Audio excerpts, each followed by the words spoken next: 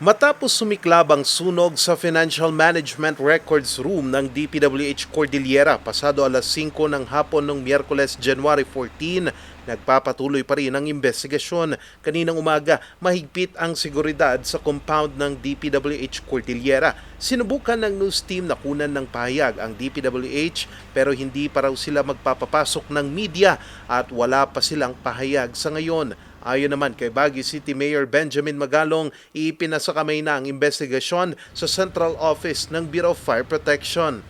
Nakakuha na sila ng mga ebidensya. Ito yung mga burn ng mga items as well as some documents.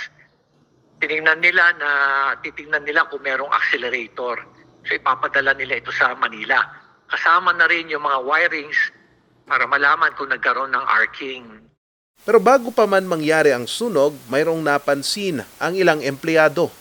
Before the fire incident, na-observe na nagkaroon ng spark yung isang poste dyan sa tabi ng DPWH building. Pagkatapos doon, nag-fluctuate yung kanilang current. Patapos yun, a few seconds later, or a few minutes later, meron na silang naaamoy na mga smoke. Kaya nga pinatrace nila sa isang personnel nila. Nauna nang ipinag-utos ni DPWH Secretary Vince Dizon na off-limits muna ang records room at walang ibang maaaring makapasok dito kundi ang mga magsasagawa lamang ng investigasyon. Ayon sa alkalde, posibleng maglabas na sila ng resulta ng investigasyon sa sunog sa darating na weekend o sa susunod na linggo kung matatapos na ang investigasyon ng BFP. Sa naunang pahayag ng DPWH, 2 square meters ng records room ang nasunog. Charles Nicolimon, RNG News.